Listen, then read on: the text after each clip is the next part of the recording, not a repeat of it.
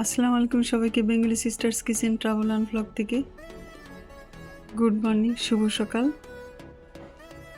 আমাদের সকালের নাস্তা আজকে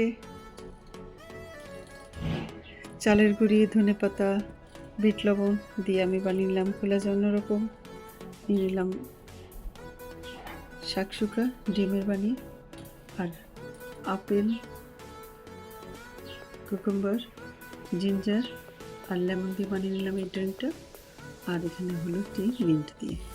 এটাই আজকে আমাদের সকালের নাস্তা।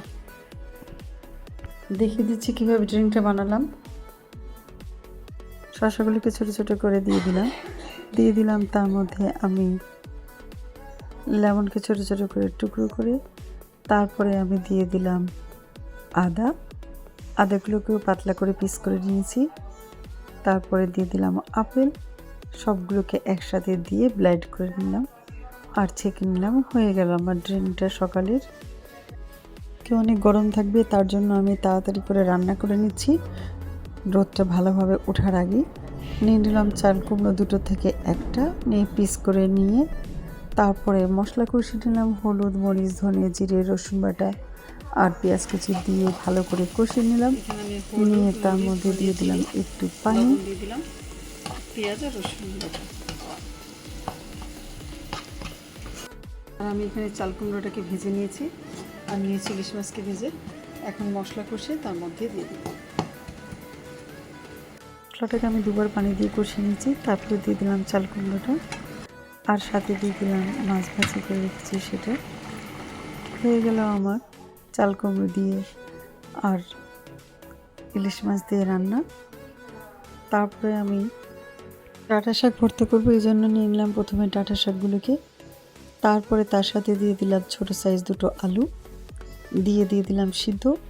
আর এদিকে আমি শুকনো মরিচ, সরিষার তেল, পেঁয়াজ কুচি আর লবণ দিয়ে ভালো করে মাখিয়ে নিলাম। শাকটা তাড়াতাড়ি হয়ে গেল। তারপরে এটাকে ছাঁকনি দিয়ে ছেঁকে পানিগুলো বের করে ফেলে দিলাম, দিয়ে দিলাম ভর্তার সাথে। হয়ে গেল আমার ভর্তাটা। এটা আমরা দেশে এলিচা শাক দিয়ে করি। তারপর লাল শাক ভাজি করব দেখে আমার হাজব্যান্ড লাল শাক গার্ডেন থেকে উঠিয়ে ছোটো ছোটো করে কেটে দিল। তারপরে নিয়ে নিলাম রসুন কয়েক কোয়া, তার মধ্যে দিয়ে দিলাম শুকনো মরিচ, ভালো করে থেতলে নিলাম। থেতলানো হয়ে গেলে তেল গরম দিয়ে দিলাম রসুন আর শুকনো মরিচ থেতলানোটা। তারপরে একটু ভেজে নিলাম। ব্রাউন হয়ে ভাজা হয়ে গেলে তার সাথে আমি দিয়ে দিলাম একটু পেঁয়াজটা একটু ব্রাউন হলে তারপরে তার সাথে আমি অ্যাড করলাম, দেখতেই পাচ্ছেন পেঁয়াজটার কালার খুব সুন্দর গোল্ডেন ব্রাউন হয়ে গেছে। তারপরে আমি তার সাথে অ্যাড করলাম প্রথমে শাকগুলো বেশ টাটকা। আমি এটাকে ভাপ দিইনি, সরাসরি তেলের উপরে দিয়ে দিয়েছি। চাইলে আপনারা এটাকে ভাপ দিয়েও নিয়ে নিতে পারেন, আমার কাছে এভাবে ভালো লাগে। আর চুলাটা ফুল স্পিড দিয়ে দিলে তাড়াতাড়ি শুকিয়ে যায়।